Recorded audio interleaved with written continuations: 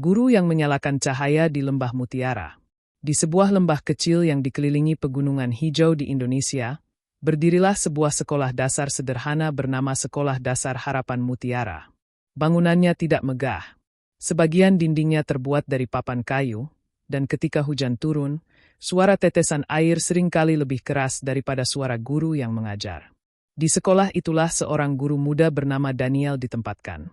Ketika pertama kali tiba, Daniel melihat banyak anak datang ke sekolah tanpa sepatu. Sebagian membawa buku yang sudah lusuh. Ada yang harus berjalan kaki lebih dari 5 kilometer setiap hari melewati sungai dan jalan berbatu. Pada awalnya Daniel berpikir bahwa tugasnya hanyalah mengajar membaca, menulis, dan berhitung. Ia menyiapkan berbagai materi pelajaran sesuai kurikulum. Namun, setelah beberapa bulan mengajar, ia menyadari sesuatu. Anak-anak di kelasnya sebenarnya cerdas. Mereka mampu menghafal pelajaran dengan baik, tetapi mereka jarang berani bertanya. Mereka menerima segala sesuatu begitu saja tanpa mencoba memahami mengapa suatu keadaan terjadi. Suatu hari Daniel bertanya kepada murid-muridnya, "Kenapa banyak teman kalian yang sering tidak masuk sekolah?" Anak-anak saling berpandangan. Karena terbiasa diam, tidak ada yang menjawab. Akhirnya seorang anak bernama Markus mengangkat tangan. "Karena harus membantu orang tua di kebun, Pak." "Lalu kenapa mereka harus membantu di kebun saat jam sekolah?" tanya Daniel lagi. Markus terdiam. Pertanyaan itu belum pernah dipikirkannya. Sejak saat itu Daniel mulai mengubah cara mengajarnya. Ia tidak lagi hanya menyampaikan pelajaran dari buku. Ia mengajak murid-murid berdiskusi tentang kehidupan mereka sendiri. Ketika belajar matematika, mereka menghitung hasil panen masyarakat. Saat belajar bahasa Indonesia, mereka menulis cerita tentang kampung mereka. Ketika belajar IPS, mereka membahas mengapa masih ada keluarga yang kesulitan mendapatkan akses pendidikan dan kesehatan. Perlahan-lahan suasana kelas berubah.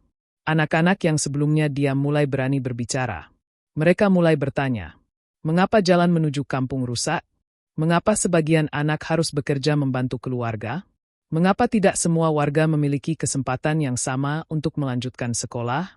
Daniel tidak memberikan jawaban secara langsung. Ia mengajak mereka mencari jawaban bersama.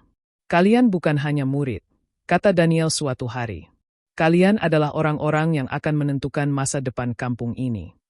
Kalimat itu membekas di hati mereka. Tahun demi tahun berlalu. Murid-murid Daniel semakin mampu melihat hubungan antara kehidupan mereka dengan kondisi masyarakat di sekitar mereka. Mereka belajar bahwa kemiskinan bukan sekadar nasib. Ketertinggalan bukan sesuatu yang harus diterima begitu saja. Banyak persoalan lahir dari keputusan, kebijakan, dan kondisi sosial yang dapat diperbaiki jika ada kemauan bersama. Suatu hari sekolah mengadakan proyek belajar tentang sumber air bersih. Anak-anak menemukan bahwa beberapa warga harus berjalan jauh untuk mengambil air karena saluran air kampung rusak sejak bertahun-tahun lalu. Mereka kemudian berdiskusi dengan tokoh masyarakat, kepala kampung, dan orang tua.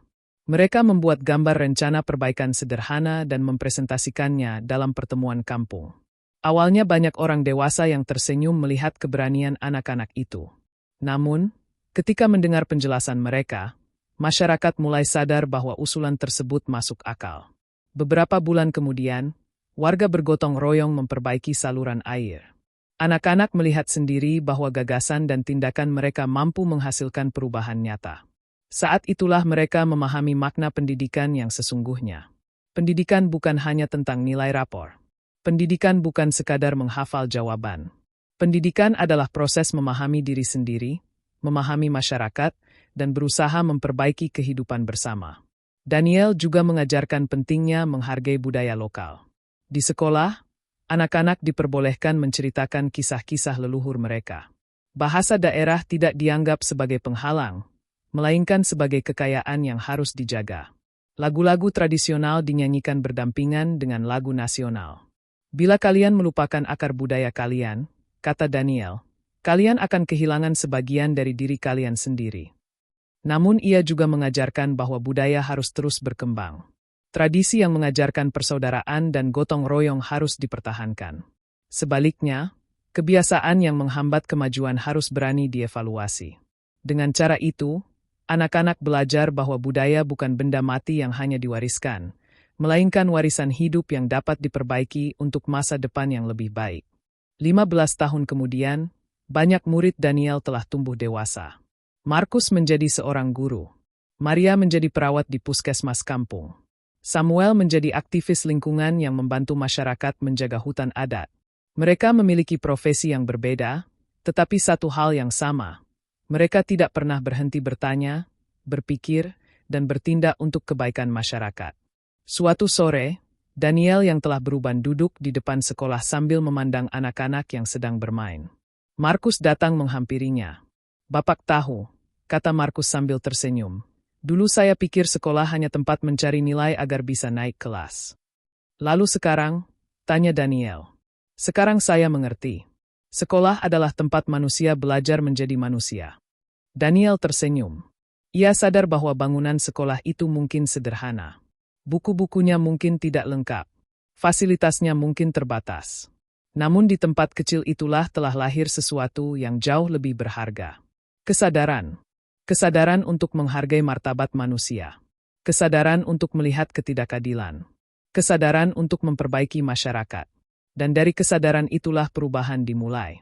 Karena pendidikan yang sejati bukan sekadar mengisi pikiran dengan pengetahuan, melainkan menyalakan cahaya dalam diri manusia agar mampu mengubah dirinya, budayanya, dan dunia di sekitarnya menjadi lebih adil, lebih bermartabat, dan lebih manusiawi.